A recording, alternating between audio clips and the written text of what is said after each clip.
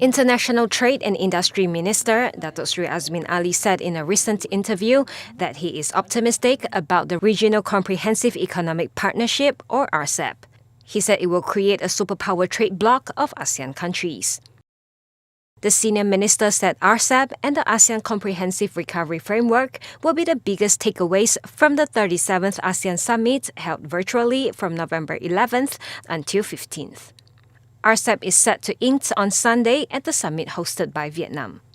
The dynamics of the global trade and investment then was certainly different from the current state of the economy.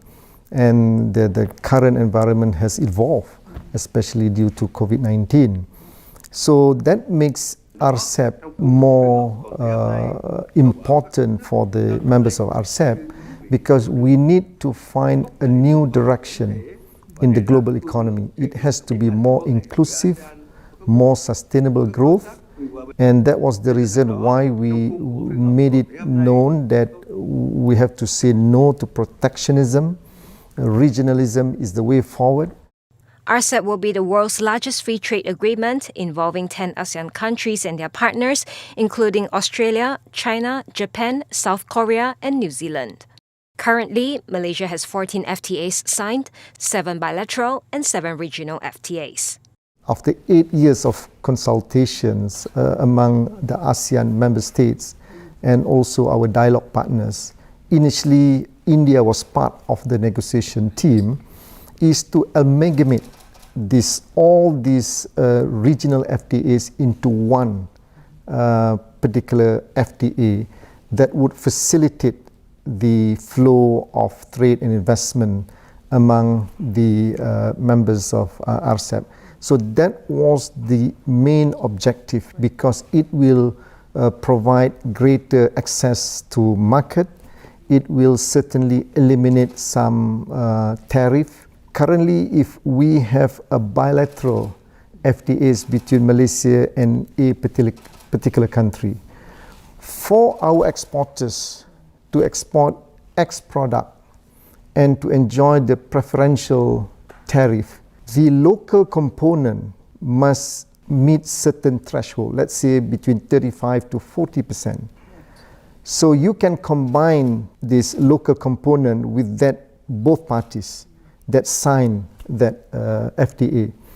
But if you expand now to this RCEP, you will enjoy this ROO, rule of origin, involve 15 parties. Once we implement RCEP, Malaysia will enjoy these preferential tariffs among the 15 other members of RCEP.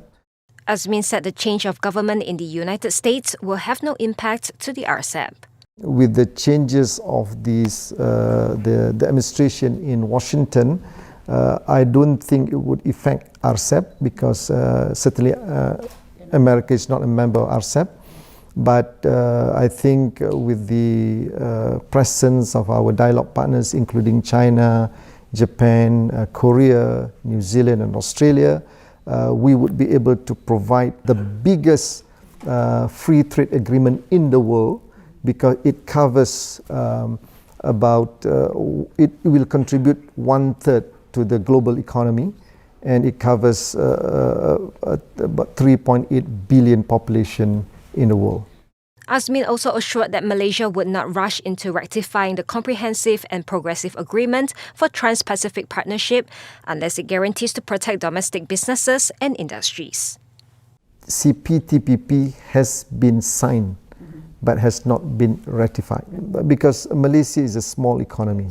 Of course, it is a trading nation. We have to trade with many other countries. But we want to ensure that the provisions in the agreement must provide a fair playing field to our domestic industries. I think that is very crucial. Of course, one of the most contentious issues then was on ISDS, government procurement. So these are the issues that we need to resolve, which we were able to do so in RCEP.